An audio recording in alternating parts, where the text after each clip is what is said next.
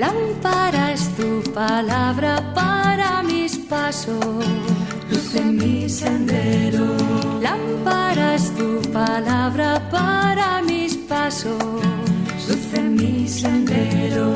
Luz, tu palabra es la luz.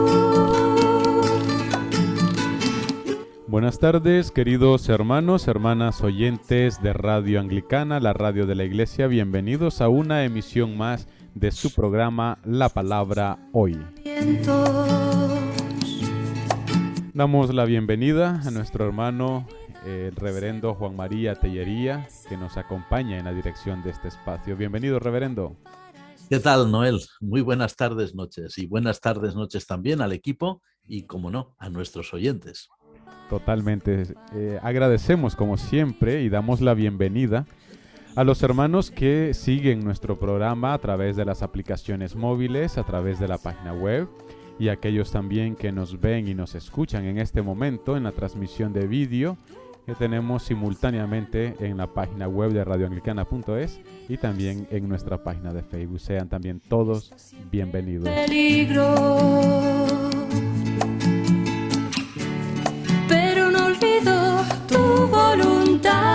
Continuamos con las reflexiones en torno al Evangelio según San Lucas.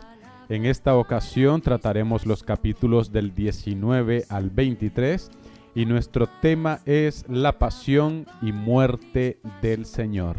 Luz en mi sendero, luz, tu palabra es la luz. También les recordamos a nuestros queridos oyentes que existe la posibilidad de que puedan compartirnos sus comentarios, sus aportes, sus dudas y preguntas.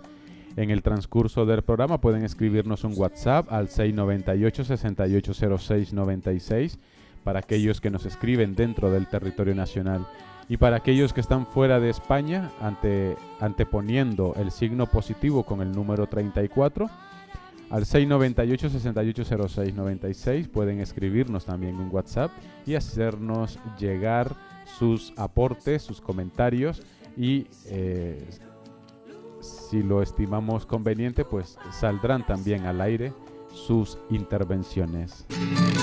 Luz, tu palabra es la luz. Saludamos también a aquellos hermanos que siguen el programa de una manera más académica para fortalecer sus estudios bíblicos, para fortalecer sus cursos de formación que están llevando tanto en seminarios como también en congregaciones y parroquias. Así que de una forma especial también les damos la bienvenida.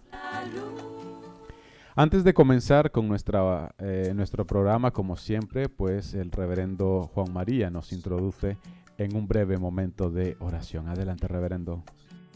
Señor y Padre nuestro que estás en los cielos, un día más estamos agradecidos a ti por la oportunidad que tú nos das de proclamar tu palabra, proclamar esperanza a través de las ondas, a través de este programa de radio.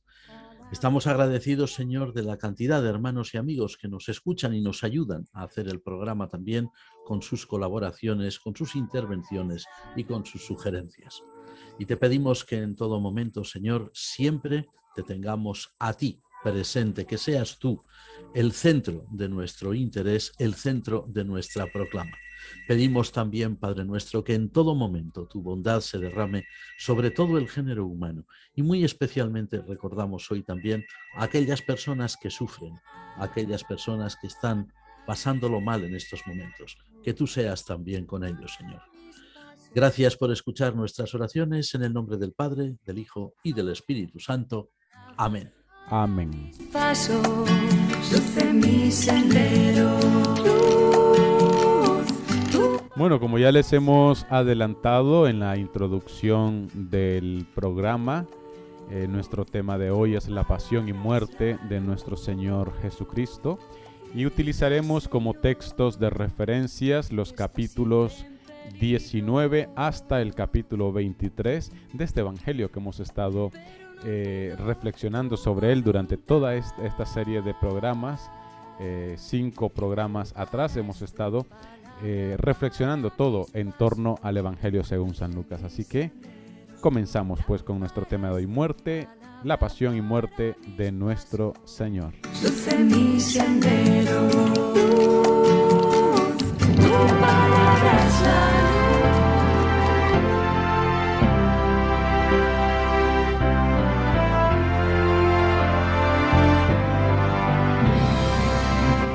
Es común, Juan Mari, en los cuatro evangelistas, los cuatro nos hablan de este acontecimiento de la pasión, muerte y luego la resurrección de nuestro Señor Jesucristo. Y cada uno de ellos, como también nos lo comentabas en el programa anterior, en el momento de hablar de los signos escatológicos y de este apartado que dejan algunos hasta más de un capítulo para hablar sobre esos grandes acontecimientos previos a la parucía de nuestro Señor.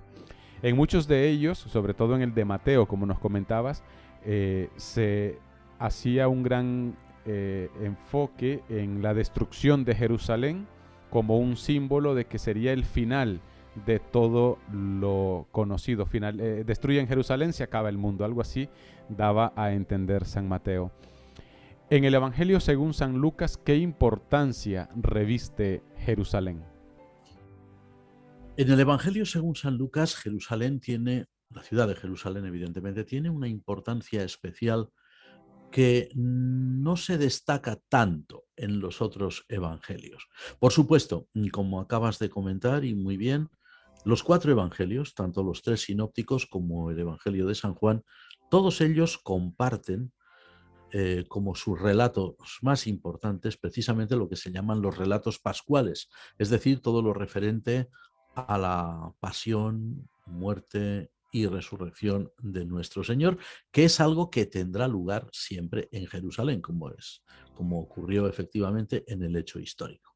Pero en San Lucas, Jerusalén tiene una importancia muy señalada. Habíamos dicho hace ya algún tiempo que el Evangelio según San Lucas es el que más hincapié va a hacer de todos los evangelios en ese concepto tan importante que es la historia de la salvación. Pues bien, en San Lucas Evangelista, Jerusalén, la ciudad de Jerusalén, es el lugar privilegiado, es el punto privilegiado donde va a tener cumplimiento esa historia de la salvación. Fijémonos que en el Evangelio según San Lucas, lo que recordamos de los relatos de la infancia del Señor, Jesús va por primera vez en su vida consciente, va a la ciudad de Jerusalén cuando es un joven muchacho de unos 12 años para celebrar la Pascua con sus padres. Pero ya no vuelve más. En el relato lucano no se menciona más el hecho de que Jesús regrese a Jerusalén y únicamente lo va a hacer al final de su ministerio, al final de su vida, precisamente para que allí se cumpla todo lo referente a su pasión, muerte y resurrección. Por decirlo de alguna otra forma, como han indicado algunos estudiosos, todo el relato del Evangelio según San Lucas es en realidad un camino ascendente hasta la ciudad de Jerusalén, desde el momento en que Jesús aparece en su vida pública siendo bautizado por Juan el Bautista, se diría que toda su trayectoria va a ser ascender poco a poco por etapas hasta la ciudad de Jerusalén, donde va a tener allí la culminación, el cumplimiento pleno de lo que es el plan salvífico de Dios en relación con los hombres.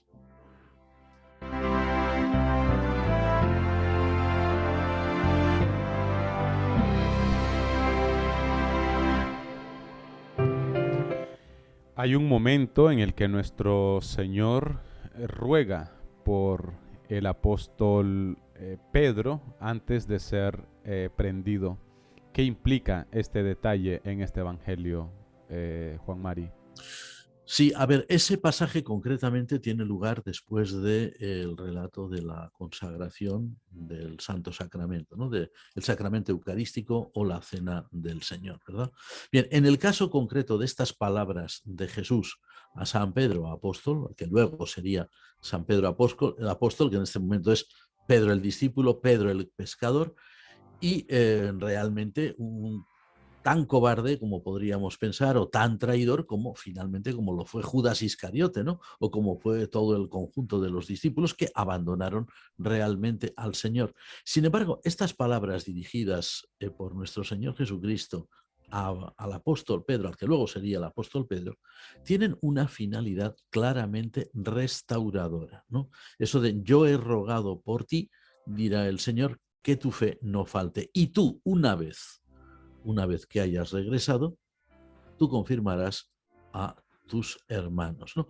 Es decir, el propósito de Jesús es hacer de Pedro, del que luego será el apóstol Pedro, una figura destacada de la historia de la salvación. Y evidentemente, si leemos la continuación de la historia, no solamente ya en el Evangelio según San Lucas, sino en la segunda parte de la obra lucana, que es el libro de los Hechos de los Apóstoles, vamos a entender claramente que Pedro fue restaurado, porque fue Pedro el apóstol que dirigió en primer lugar aquella primera comunidad de discípulos en Jerusalén. Fue Pedro quien realmente habló a todo el mundo allí reunido en la ciudad de Jerusalén cuando tuvo lugar los acontecimientos de Pentecostés, el descenso del Espíritu Santo, y va a ser Pedro también quien será quien abrirá la puerta de la evangelización a los gentiles, por ejemplo, en el episodio del centurión Cornelio. Lo que significa que el propósito de Jesús no era otro que anticiparle al apóstol Pedro, por supuesto, su caída. Pedro iba a caer como los demás, Pedro iba a ser tan cobarde, tan traidor, en fin, todo lo que queramos, como los demás, pero Jesús tenía para él una misión muy concreta y también se la anticipa. De la misma forma que le dice que va a caer, también le dice que se va a levantar.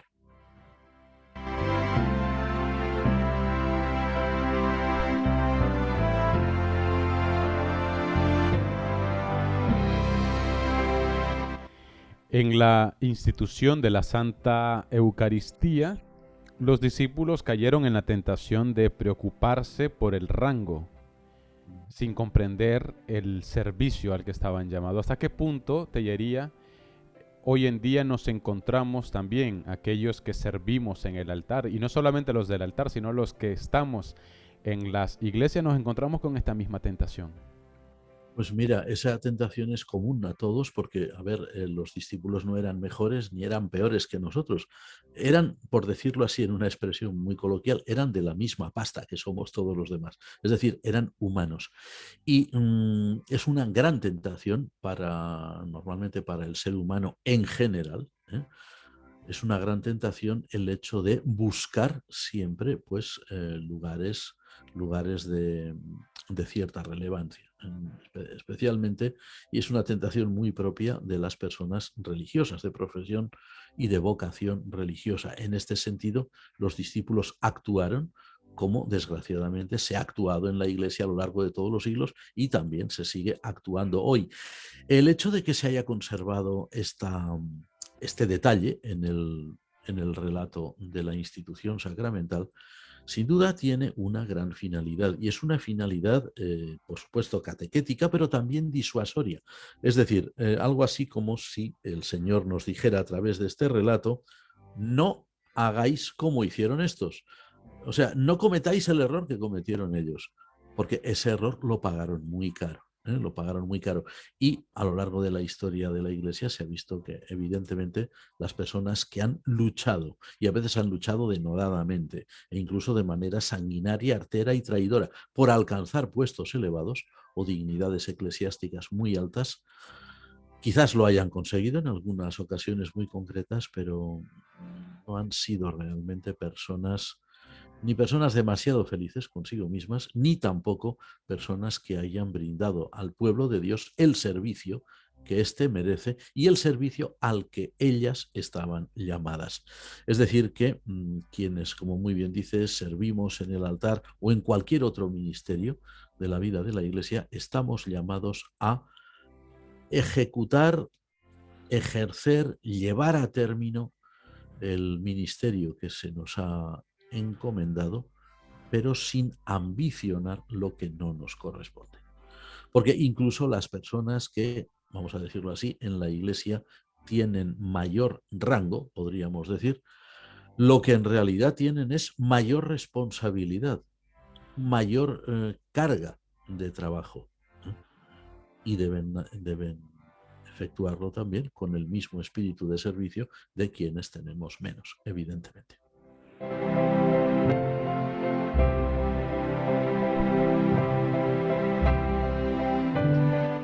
Según los especialistas, siguiendo con este tema de la pasión del Señor, ¿no?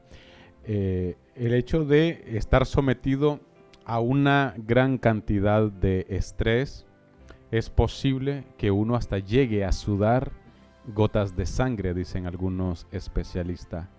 Algo que le pasó al Señor. Entonces, la pregunta sería, ¿qué podemos nosotros decir o entender de este relato que nos presenta Lucas sobre la agonía de nuestro Señor en el huerto de Getsemaní?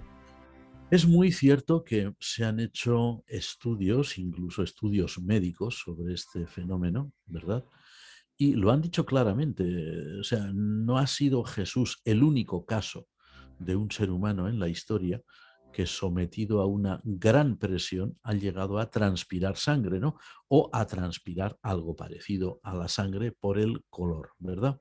Ahora, sin embargo, el evangelista San Lucas, no en todos los manuscritos del Evangelio, no en todas las copias del Evangelio, pero sí en algunas muy concretas, que son los que por lo general se suelen emplear en las versiones bíblicas al uso, cuando relatan este pasaje de las gotas de sangre transpiradas por Jesús en su agonía en el Getsemaní, o la presencia del ángel, ¿verdad? Que también nos dice ahí el evangelista que se acercó a Jesús para confortarlo, no hacen hincapié en esto simplemente para indicar, bueno, pues una gran presión, ¿no? sobre la circulación sanguínea de Jesús o sobre la constitución, la naturaleza física de Jesús, ¿no?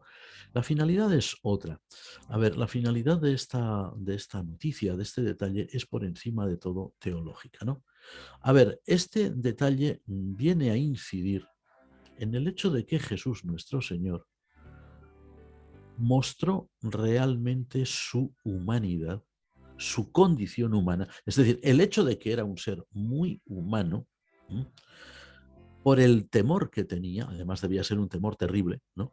Al desenlace de su vida, ¿no? O sea, el ser consciente como era él de todo lo que le iba a pasar, que además lo había ido anticipando, cuando dice, subimos a Jerusalén y allí el Hijo del Hombre será entregado en manos de los gentiles, será, pues como dice, escupido, golpeado, maltratado, será muerto y al tercer día resucitará. Vamos, es una clarividencia trágica, ¿no? Acerca de lo que va a ser su destino, además que lo entiende muy bien, sabe muy bien lo que le espera. Este relato de el hecho de que Jesús llegara a transpirar sangre, lo que nos muestra es que es un Jesús que tiene miedo, un Jesús que, a pesar de todo lo que en realidad es y sabemos que es, y él sabía que era, a pesar de todo eso, teme, y teme al dolor, y teme al desenlace trágico de su vida, pero también al mismo tiempo se muestra fiel al propósito de Dios, ¿no? Aquellas palabras de, si es posible, pase de mí esta copa, pero no se haga lo que yo quiera. O sea, no se haga mi voluntad, sino la tuya, ¿no? Como muchos han dicho, y personalmente estamos completamente de acuerdo, la mayor grandeza de Jesús a lo largo de todos los evangelios se evidencia en estos estos episodios de sus últimos momentos, ¿verdad? El primero, la agonía en el Getsemaní, donde Jesús muestra su temor como hombre a la muerte, al dolor, a la tortura, al sufrimiento, y también luego en la cruz, es decir, su manera de enfrentar el tormento de la cruz, que no era ninguna broma, que no era una pena de muerte como las que se puedan aplicar hoy en la actualidad en los países donde este castigo está vigente, sino que era algo mucho más lento, mucho más cruel y que además, además de lo que era el propio tormento físico, tenía también una terrible carga psicológica. Es decir, en estos momentos, cuando Jesús aparece como más derrotado, es precisamente cuando se muestra con mayor claridad su grandeza.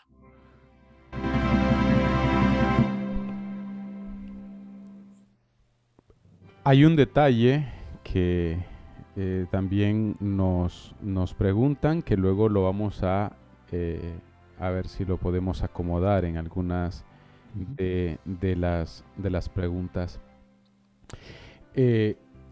¿Por qué San Lucas es el único evangelista que menciona que Jesús fue llevado ante Herodes? ¿Podría Mateo también haber hecho algo parecido? Sí, lo que ocurre es que, como decíamos al principio de esta serie, San Lucas es un evangelista que, puesto que él entiende el ministerio de Jesús como un cumplimiento pleno de la historia de la salvación, ya en su prólogo, en el prólogo del Evangelio, San Lucas indica claramente que su método, su forma de trabajar, ha sido recopilar la mayor cantidad de datos de la vida de Jesús, de la historia de Jesús, la mayor cantidad de datos posible, ¿no? E incluso, como hemos visto en algún caso, vimos en algún caso, datarlos, ¿no? Por ejemplo, esto sucedió en el año tal, cuando era emperador de Roma, por ejemplo, Tiberio, etcétera, ¿no? Tiberio César, sumo sacerdote, tal igual, en Jerusalén. Bien, este detalle es importante, aunque otros evangelistas pues lo obvian, ¿no? Porque lo pierden de vista porque no es importante para su concepción del ministerio de Jesús. No quiere decir que no lo conocieran, sino simplemente que no le dieron importancia en su evangelio en concreto, pero San Lucas sí, por una razón. Bueno, en primer lugar, el Herodes que aparece en este relato no es el gran rey Herodes, que los historiadores llaman Herodes el Grande, ¿no? Aquel amigo personal del emperador César Augusto, que fue rey de toda Palestina, no solamente de una parte muy concreta, ¿no? Y que fue tristemente célebre pues, por la cantidad de matanzas y crímenes que cometió. En el Evangelio de San Mateo sí que se menciona a este hombre y se habla, por ejemplo, de la muerte de aquellos niños que tradicionalmente la Iglesia llama los santos inocentes, ¿no? Pero bueno, aquello fue peccata minuta en comparación con la cantidad de crímenes que aquel hombre llegó a cometer, incluso contra su propia familia, ¿no? Contra esposas y contra hijos suyos, ¿no? Herodes era una de esas personas, aquel gran Herodes o Herodes el Grande, uno de esos típicos tiranos que viven siempre obsesionados por el miedo a ser asesinados. Entonces es eso de quien da primero da dos veces, ¿no? Y por eso pues su reinado se tiñó de sangre, ¿no? El Herodes al que es llevado o ante el cual es llevado Jesús era uno de sus descendientes, ¿no? Uno de sus hijos. Pero los hijos no se parecían en nada al padre, ni por temperamento ni por capacidad. Herodes el Grande había sido, a pesar de todos sus crímenes, un gran gobernante. Y este Herodes, que aparece aquí concretamente, pues era simplemente un títere de Roma. Es decir, uno de estos reyezuelos, no llegaba ni a rey, no era todo el reino de su padre lo que heredó, sino simplemente pues un par de provincias, ¿no? Y pues él se mostraba siempre pues al arbitrio de lo que Roma le ordenara, porque era su manera de conservar su posición social y su estilo de vida, ¿no? Puesto que este Herodes era tetrarca de Galilea y puesto que Jesús era en realidad Galileo, pues este hombre era ni más ni menos que la autoridad civil a la que Jesús estaba realmente sometido. Jesús era súbdito suyo, y por lo tanto tenía derecho, entre comillas, vamos a decir así, a, en vez de ser juzgado por Roma, ser juzgado por su gobernante directo, que era pues también pues que era judío como él, ¿no? O por lo menos aparentemente judío, de religión judía, ¿no? Ahora, el propósito de San Lucas al describir esta escena tan curiosa va mucho más allá, ¿no? A ver, lo que está diciendo es que en la condena de Jesús, en la condena a muerte de Jesús por parte del gobernador romano Poncio Pilatos, no solamente no solamente la culpa, o por decir de esta forma, las culpas recaen sobre el poder romano, sino también sobre un rey o un reyezuelo, un tetrarca judío, ¿eh? Que además del Sanedrín, que era judío también, este tetrarca se supone que tendría que haber hecho algo por defender a su súbdito, por hacer, bueno, pues no exactamente lo que llamaríamos nosotros hoy de abogado defensor, pero sí interceder de alguna manera ante Pilatos y decir, este hombre es súbdito mío, por lo tanto, deja que lo juzgue yo. Oye, y si yo digo que es inocente, tú no te metas en esto, ¿vale? No lo hizo. Lo que da a entender el evangelista San Lucas es que Herodes únicamente tenía curiosidad por ver a este Jesús, a ver quién era, a ver qué hacía, a ver si hacía algún milagro, a ver si hacía alguna cosa de las que se contaba por ahí que solía hacer o decir, pero Herodes se encuentra con la gran decepción, porque Jesús no dice absolutamente nada, ¿no? La reacción de este hombre fue simplemente burlarse del Redentor, ¿eh? Vestirlo de púrpura como si fuera un rey, pero en el sentido burlesco, y reenviarlo a Pilatos.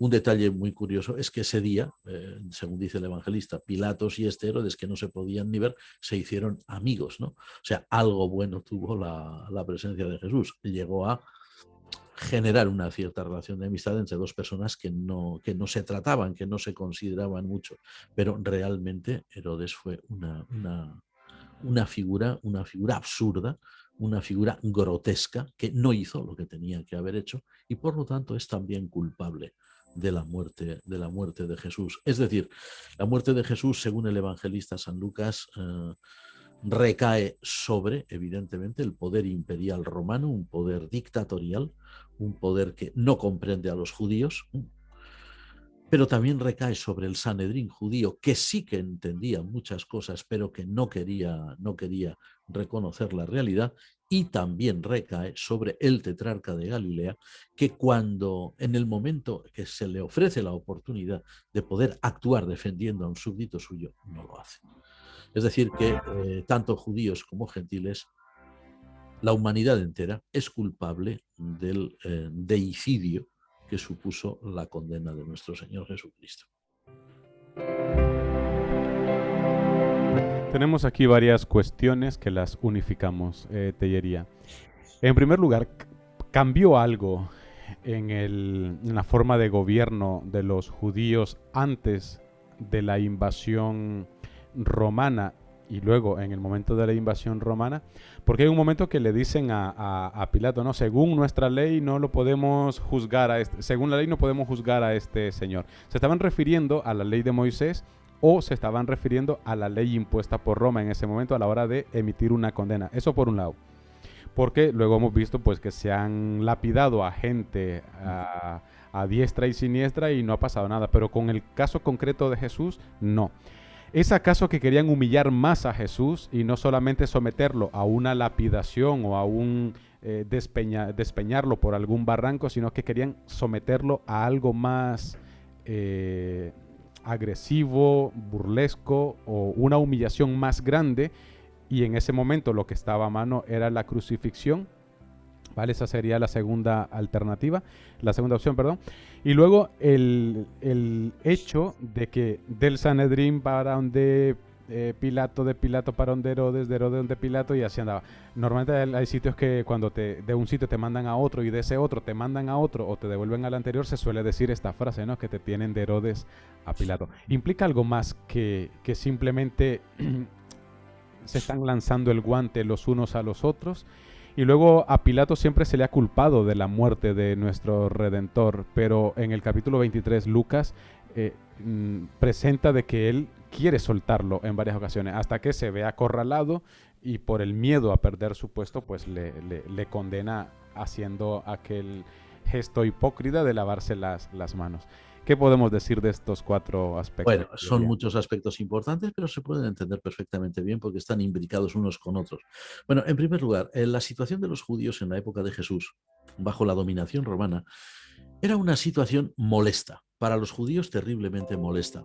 A ver, los judíos estaban acostumbrados, o se habían acostumbrado, a partir de a partir del momento en que Alejandro Magno había conquistado el Imperio Persa. Recordemos que los judíos, haciendo un poquito de historia, recordando la historia del Antiguo Testamento, los judíos pierden su independencia como Estado, como país, con la destrucción, la toma y la destrucción de Jerusalén por los babilonios, la deportación a Babilonia y el hecho de convertir el reino de Judá, o sea, el territorio de Judá, lo que luego se llamaría Judea, pues convertirlo simplemente en un distrito más del Imperio Babilónico sin mayor trascendencia, ¿no?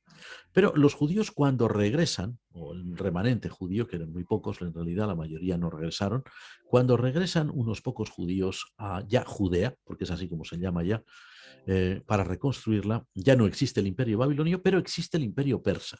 Los judíos están sometidos al imperio persa. Y Judea es un distrito más de una de las grandes provincias que están dentro del imperio persa, de las grandes satrapías, ¿no? Como decían, gobernadas por un sátrapa. Pero, de todas maneras, bajo los persas, los judíos tenían cierta autonomía para sus cuestiones propias. Cuando cae el imperio persa en manos de los griegos y los macedonios, con Alejandro Magno, cuando luego el imperio de Alejandro Magno se fragmenta y Palestina se va a convertir en una manzana de la discordia entre dos grandes reinos, el reino de Siria al norte, que es griego, y el reino del sur, pues al sur, que es Egipto, pero que también ya es un reino de dinastía griega, tanto los unos como los otros, para tener a su favor a los judíos, siempre les van a permitir que conserven sus leyes, que conserven sus instituciones, que conserven sus costumbres, porque, hablando claro, a los monarcas de la antigüedad les importaba muy poco lo que la gente pensara, creyera o cómo hablara. Lo que les interesaba básicamente es que les pagaran impuestos y, en caso de guerra, que les proporcionaran contingentes militares. Y eso los judíos lo podían hacer. Pero cuando se complica la cuestión con aquel famoso rey seleucida, greco-seleucida, Antíoco IV Epífanes, que lo que quiere es reducir a todos sus dominios a un tipo de cultura y de religión helenística griega, es ahí cuando los judíos van a luchar por su libertad, luchar por sus costumbres y luchar por su identidad con la revuelta de los macabeos. Y consiguen algo más que eso, consiguen su independencia. De hecho, los judíos conforman un reino que es independiente, que está en la órbita de todos estos pueblos orientales de habla griega. También los judíos en ese momento se integran en el mundo helenístico, aunque hay algunos por ahí que digan que no, y la mayoría de los judíos se expresan en griego, aunque sepan hablar arameo y aunque utilicen el hebreo para la lectura sinagoga. Pero son un reino independiente. El problema es que cuando los romanos intervienen en el Oriente, cuando concretamente en el siglo I, antes de nuestra era, Pompeyo, el gran general Pompeyo Magno, Pompeyo el Grande, llega a Palestina, llega incluso a la ciudad de Jerusalén y se atreve a entrar en el templo, cosa que era inconcebible, inaceptable para el pueblo judío, y cuando depone al último monarca de aquella gran dinastía de los macabeos, el último que quedaba, que ya era una persona más que nada pues simbólica, que ya no tenía ninguna autoridad real, cuando después de todas esas guerras civiles el emperador Augusto concede a su amigo Herodes el Grande todo el reino de Palestina, sí que es verdad que los judíos tendrán autonomía, pero siempre en nombre de Roma. Y a la muerte de Herodes es muy evidente, como hemos visto, que ese gran reino palestino se fragmenta. Concretamente se distribuye entre unos cuantos hijos de Herodes, lo que acabamos de ver, ¿no? Este Herodes que aparecía aquí era el tetrarca de Galilea, pero sin embargo Judea va a ser directamente gobernada por un procurador romano, que en este caso concreto es el tristemente célebre Poncio Pilatos. ¿Qué ocurre con los judíos? Los judíos tienen su autonomía, por supuesto, los judíos siguen viviendo conforme a sus costumbres, conforme a su ley. Lo que ocurre es que las penas de muerte por asuntos realmente graves quedan reservados a la autoridad romana. Es decir, el Sanedrín tiene competencia Además que ningún gobernador romano quería problemas, no se iban a meter allí con los judíos. A Roma lo que le interesaba en estos momentos era, por encima de todo, tener tranquilidad en todos los países que gobernaba, porque además hay que tener esto en cuenta, que normalmente pues mucha gente lo ignora, ¿no? Pero el oriente que gobernaba Roma, entre ellos, entre esos territorios Judea, era un territorio amenazado, porque al otro lado del Éufrates, el imperio persa, bueno, lo que quedaba del imperio persa, el nuevo imperio persa, los partos que se llamaban, era un pueblo muy belicoso, un pueblo que estaba siempre deseando llegar al Mediterráneo, extenderse hasta el Mediterráneo, pero claro, para extenderse hasta el Mediterráneo había que invadir territorio romano y hubiera sido una confrontación muy grande. De hecho, como todo el mundo sabe, sin duda, ya los partos habían derrotado a uno de los grandes generales romanos, que era Craso, uno de los tres triunviros, juntamente con Julio César y Pompeyo, ¿no? La derrota de Craso fue horrible. De hecho, eso hizo en Roma un daño moral, pero mucho mayor de lo que podemos imaginar, porque dejaba el oriente romano siempre con un signo de interrogación. ¿Qué va a pasar aquí? ¿Podremos mantenernos ahí o van a ser territorios que nos van a ser arrebatados?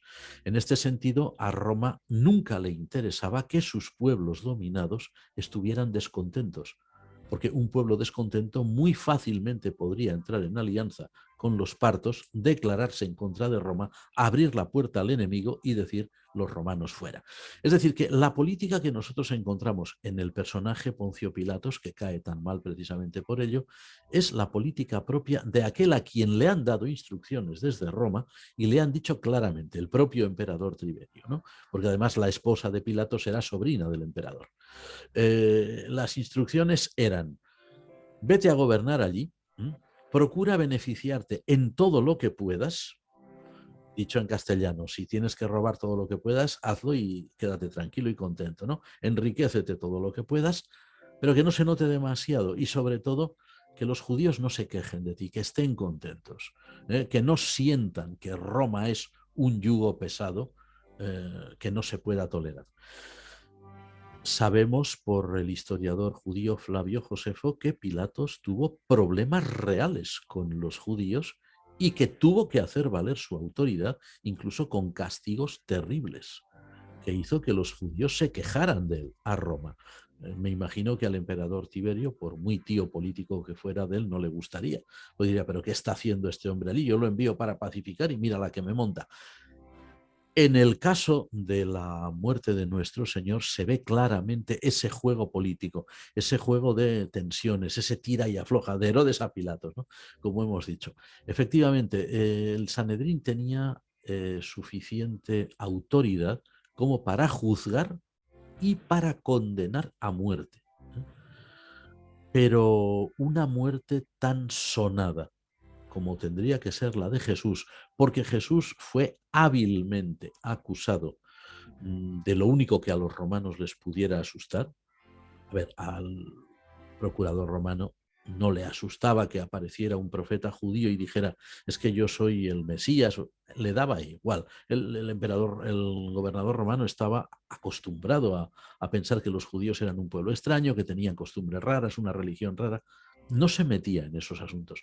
Incluso, como ha dicho algún historiador, cuando en esa no aparece en el Evangelio de San Lucas, pero sí en San Juan, ese diálogo tan extraordinario entre Pilatos y Jesús, cuando Pilatos le dice a Jesús, bueno, ¿y qué es la verdad? Y ya no lo quiere escuchar, probablemente deja entrever que Pilatos delante de Jesús vio pues, quizás un filósofo, muchos que había, y debió pensar probablemente pues, un filósofo judío a quien los judíos no entienden, ¿no? Porque son un pueblo bárbaro. Entonces, las tonterías que diga esta gente a mí ni me van ni me vienen. Pero claro, los judíos, el Sanedrín, muy hábilmente, sabía que para interesar a Pilatos en este caso y condenar a muerte a Jesús, pero una muerte, como tú muy bien has dicho, sonada, una muerte que no fuera simplemente una especie de lapidación en una esquina que nadie se entera, sino algo que todo el mundo viera y supiera porque viniera avalado por el sello y la autoridad romana, tenían que presentar a Jesús como un enemigo declarado del imperio. La mejor acusación dice que es rey de los judíos. O sea, es un rebelde a la autoridad de Roma. Cuidado, que los persas, los partos, están en la frontera. A ver qué vas a hacer con este, no sea que este tenga alianzas con aquellos o que esté por ahí tramando, conspirando, lo que fuera. No sabemos bien qué le dirían realmente los del Sanedrín a Pilatos, pero que lo asustaron, sí. Entonces, claro, en este caso, Pilatos, pues sí que fue responsable, por supuesto que sí, de la muerte de Jesús, pero también fueron, como decíamos, responsables los judíos que urdieron toda aquella mentira, porque, a ver, ningún judío del Sanedrín era tan sumamente tonto como para no entender que cuando Jesús estaba hablando del reino, y era un predicador del reino, hablaba del reino de Dios y que estaba hablando de lo que ya los antiguos profetas habían hablado. O sea, Jesús no... A ver, ellos sabían muy bien que Jesús, además que lo debían seguir, debían tener espías incluso hasta entre los discípulos, ¿no? O entre los allegados. Ya sabían bien que Jesús no andaba metido en asuntos políticos, pero a ellos les interesó mucho que el gobernador romano lo creyera así, porque era la única forma de manipularlo para que él hiciera lo que ellos querían hacer y no podían. Motu propio, ellos no podían condenar a nadie a la cruz, pero el gobernador romano sí. Y eso era lo que a ellos les interesaba por encima de todo. Culpable Pilatos, sin duda. Además que Pilatos aparece ahí como un hombre, aparece como un político, en una palabra, ¿no? Pero un político en el mal sentido de la palabra, o es decir, un hombre que tiene miedo, que lo único que está esperando es mantenerse en su puesto, que a él en realidad no le importa al pueblo al que gobierna porque no lo entiende ni tampoco hace nada por entenderlo, y lo único que quiere es pues la consigna que le ha dicho el tío emperador. Que no haya quejas. Y como ya las había habido, por ciertas manifestaciones de autoritarismo que Pilatos había tenido que ejercer contra los judíos, lo que menos le interesaba a Pilatos en ese momento es una queja más y además con una acusación muy grave. Aquí hay una persona que se está haciendo pasar por rey, vete a saber los contactos que tiene con los partos y sin embargo el gobernador romano parece que no hace nada. Eso era una acusación muy fuerte. Pilatos se vio forzado realmente a actuar así. Es verdad que Pilatos, como decimos y como has comentado tú también, Pilatos no las tenía todas consigo porque veía claramente que Jesús era inocente. Además, alguien que pretendiera pues, organizar un reino pues, al estilo romano, ¿no? O al estilo de cualquier otra autoridad, pues ni iba como Jesús, ni andaba como Jesús, ni hablaba como Jesús, ni se rodeaba de la gente de que Jesús se rodeaba, ¿no?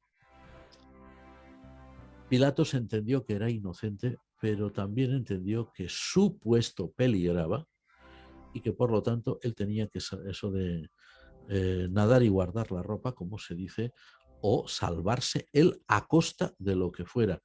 No lo dice San Lucas, pero sí lo dice San Mateo, que incluso la esposa de Pilato, la sobrina del emperador, Claudia Prócula, según ciertas tradiciones, le avisó y le dijo, literalmente creo que dice, no tengas nada que ver con este hombre justo, porque yo he sufrido mucho en sueños a causa de él. Esto ha hecho que las iglesias ortodoxas la consideren santa, ¿no? Santa Claudia Prócula, ¿no? Porque consideran que fue cristiana, probablemente la primera cristiana.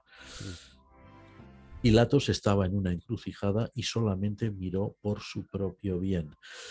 La historia posterior dice, en la documentación que nos ha llegado, que no acabó bien. Pilatos finalmente fue acusado ante el emperador de, en fin, de muchas cosas, y el emperador, por muy tío suyo que fuera, lo tuvo que destituir.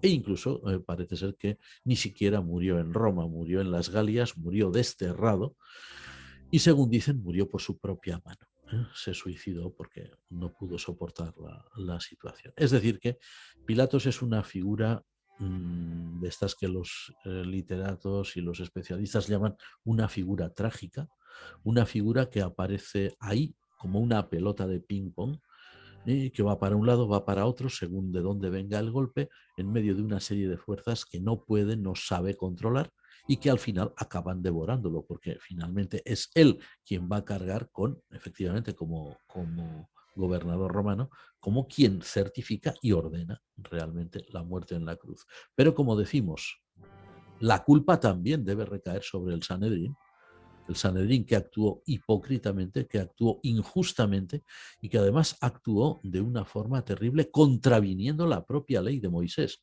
porque el Sanedrín entrega al poder, o sea, a las manos de un gobernador pagano, o en las manos de un gobernador pagano, a un hermano de ellos, a un israelita como ellos, a un judío como ellos. Es decir, que el Sanedrín traicionó a uno de sus hermanos, que eso según la ley de Moisés es un pecado muy grave. Y ante todo esto que hemos escuchado, todas estas tramas políticas, religiosas, mentiras, ocultaciones de la verdad, incluso sabiendo a lo que Jesús está refiriendo, tergiversar lo que Él dice para ir a contra Él, nos encontramos que Jesús ora por toda esta gente, ora por los verdugos, ora incluso por aquellos que pidieron a grito en la plaza del Enlosado su crucifixión. ¿Por qué hace esto nuestro Señor? Aparte de que es Dios y porque tal, pero ¿por qué? Evidentemente, el evangelista San Lucas conserva estas palabras de Jesús cuando dice: Padre, perdónales porque no saben lo que hacen. A ver, San Lucas, como habíamos dicho, es de todos los evangelistas el que con mayor claridad quiere presentar una imagen de Jesús como redentor, es decir, como salvador del mundo. Mesías, pero en el sentido no político que los judíos entendían, sino Mesías en el sentido del plan eterno de Dios, es decir, aquel que viene a redimir. Es muy evidente que Jesús en la cruz, tal como lo describe San Lucas, a pesar del tormento que él estaba sufriendo, lo que habíamos comentado antes, ¿no? Que no solamente era tormento físico. Imaginémonos una persona, aunque fuera una complexión fuerte, como debía ser Jesús, ¿no? Un hombre acostumbrado a caminar mucho, un hombre también acostumbrado al ejercicio duro, ¿no? Había sido carpintero, es decir, pero un carpintero no de los que esperan que les traigan las maderas, de los que él tenía que ir a buscar la madera, cortar el árbol, llevarlo al taller, luego allí pues darle forma de tablas, lo que fuera, ¿no? Un hombre de complexión fuerte, pues a pesar de todo eso, el tormento de la cruz, de estar colgando de un madero en una postura que es, según dicen, una postura con cierto retorcimiento del cuerpo, ¿no? Que eso debía ser terrible, el dolor que debía provocar, ¿no? El tormento de los clavos, el tormento de la corona de espinas, ¿no? Además de eso, estar soportando las burlas, los insultos de todos los que estaban allí abajo, pues eso debía ser un tormento intolerable. Sin embargo, Jesús, como Mesías, realmente sintió compasión de aquella gente. Y sintió compasión de aquella gente por algo que es extraordinario, ¿no? Las palabras de Jesús dan a entender, ¿no? O sea, perdón, es porque no saben lo que hacen, da a entender que Jesús comprende la ignorancia de aquellas personas. O sea, Jesús mira más allá de lo aparente. Lo aparente es, estamos crucificando a un condenado a muerte, los romanos dirían, a un judío condenado a muerte. Los judíos, pues a alguien que había sido, pues en fin, alguien que nos había creado problemas, lo que fuera. Jesús no se queda ahí. Eso sería el barniz. Jesús va más allá. Y Jesús entiende que aquellas personas no sabían realmente a quién estaban crucificando.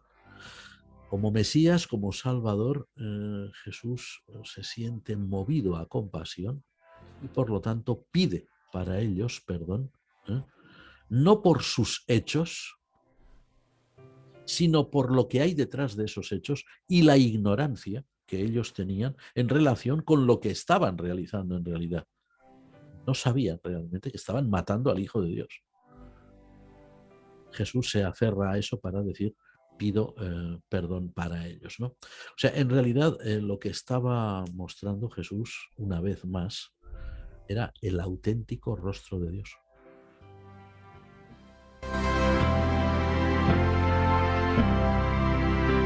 Y siempre en este mismo hilo vamos con esta figura que hasta ha dado para una película, que hasta la tradición le pone nombre, aunque la Biblia no. ¿Qué deducimos de esta historia de aquel que llamamos el buen ladrón? Sí, el buen ladrón, ¿no? Lo mismo que O, sería. o el que, o algunos dicen de que incluso es no el buen ladrón, o sí, pero que a última hora se robó el reino de los cielos, la entrada al Sí, paraíso. sí, no, es que es muy gracioso eso de el buen ladrón, es como si dijéramos el buen pirata, ¿no? O algo por el estilo, ¿no? Bueno, sí, la tradición le ha dado esa designación y también un nombre, efectivamente, como tú has dicho, es San Dimas, ¿eh? Para la tradición cristiana y se han hecho películas sobre eso, efectivamente. Bueno, la historia del buen ladrón, que curiosamente solo la refiere San Lucas, ningún otro de los evangelistas, la historia del buen ladrón o el episodio del buen ladrón evidencia pues compasión y evidencia esperanza. Es decir, la compasión que tiene Dios a través de Jesús crucificado por una persona que está allí, que al parecer es un delincuente y que sabe que lo es. Es decir, cuando le dice este buen ladrón Dimas al otro compañero suyo, nosotros estamos aquí por lo que hemos hecho. Pero este no hizo nada. A ver, el hecho de que ese hombre tuviera esa conciencia y que se dirigiera a Jesús, pero además con una petición de misericordia y que Jesús le respondiera como le responde, pues según algunos especialistas esa es la promesa más grande de la Biblia, porque es, según parece, ahora estamos intentando pensar rápido, pero no encontramos otro episodio u otro personaje similar. Es la única persona, en principio, a la que Jesús le da la garantía de la salvación, pero además no lo que el ladrón le pide, porque el ladrón le pide como buen judío, Señor, acuérdate de mí Cuando estés en tu reino. cuando vengas en tu reino, o sea, al final de los tiempos, ¿no? A ver, las palabras de Jesús no es sí, sí, yo me acordaré de ti, no, no, es hoy vas a estar conmigo en el paraíso. O sea, no esperemos hasta el final de los tiempos, va a ser ya hoy. A ver, es la promesa más grande de la Biblia en el sentido de que a nosotros creyentes nos garantiza, ¿no?, la existencia de un paraíso, dice Jesús esa misma palabra, estarás conmigo en el paraíso, un paraíso ultraterreno en el que vamos a estar con el propio Jesús, porque Jesús le dice a él, estarás conmigo. El ladrón pide algo, pide que se acuerde de él. Y en un momento futuro, Jesús le da mucho más. No solamente es un momento futuro, sino que es ya hoy. Y no solo se acuerda de él, sino que estará con él allí en el paraíso. Por esta razón, entendemos perfectamente que este episodio pues, lo haya recogido específicamente San Lucas, que como decimos, presenta a Jesús como ese Mesías que es básicamente salvador, básicamente redentor del género humano, ¿verdad? Y desde luego sí que es cierto que aquel hombre manifiesta arrepentimiento, sí que es cierto que manifiesta una forma de piedad, pero lo cierto es que su salvación no dependió evidentemente de aquel arrepentimiento ni de aquella manifestación de piedad, sino de la gran promesa de Jesús, es decir, de la gracia de Dios, ¿verdad? A ver, en estricta justicia, aquel hombre, que probablemente debía haber sido pues alguna persona peligrosa. A ver, los romanos no subían a las cruces, a una cruz simplemente a alguien por robar una gallina, ¿eh? Si alguien subía a la cruz era por algo realmente grave. Nosotros le llamamos el buen ladrón, pero es posible que fuera algo más que un ladrón. A lo mejor era un revolucionario, un celote, que decían en aquel momento, quizás un asesino, alguien que había matado soldados romanos o alguien que había hecho cosas horribles, ¿no? Bueno, pues en estricta justicia aquel hombre tenía lo que se merecía, ¿no? Sin embargo, Jesús no se fijó en eso. Jesús se fijó en el hecho de que como Mesías él estaba ofreciendo la gracia de Dios, el perdón de Dios, la esperanza, además de que también hay que decirlo todo. A ver, a Jesús crucificado, a Jesús como hombre. que había tenido miedo a la muerte, que había tenido miedo al tormento, que estaba sufriendo el tormento, que estaba siendo víctima de mofas, de burlas, de insultos, de agresiones.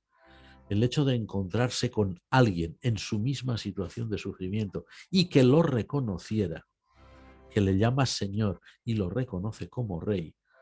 Las palabras providenciales de este buen ladrón, de San Dimas, según la tradición, pues fueron sin duda alguna una providencial inyección de ánimo para el propio Jesús de Nazaret. Y por eso Jesús de Nazaret, en ese momento, una vez más, a través de él, vuelve a brillar la gracia de Dios y le da a ese hombre la promesa más extraordinaria que ha existido en toda la Biblia.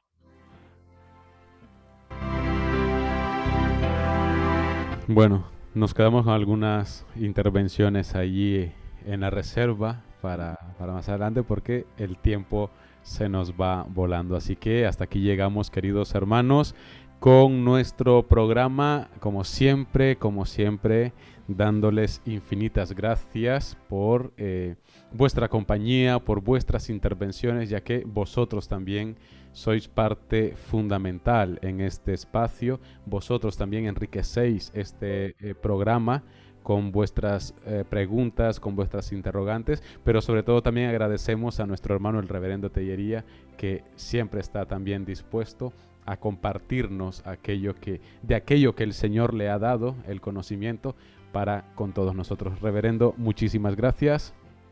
Muchísimas gracias a todos vosotros, Noel, por esta oportunidad, una vez más, de compartir la palabra de Dios, la esperanza que nos transmite la palabra de Dios, y una vez más, gracias también a todo el equipo de Radio Anglicana, que estáis ahí trabajando duro para que estas cosas sean así, y por supuesto, muchísimas gracias a todos vosotros, amigos radioyentes, hermanos en la fe de Cristo, que hacéis el programa.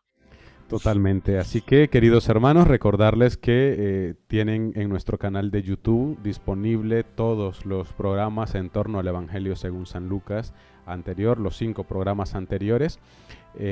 Invitarles también para dentro de 8 días que vamos a finalizar, vamos a continuar, aún nos quedan 2 programas en torno a Lucas. Vamos a continuar con las reflexiones en torno a este maravilloso evangelio.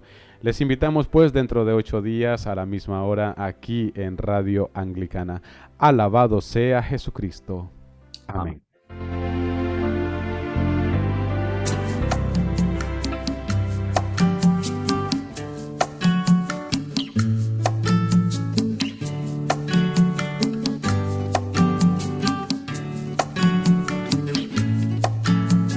Lámpara es tu palabra.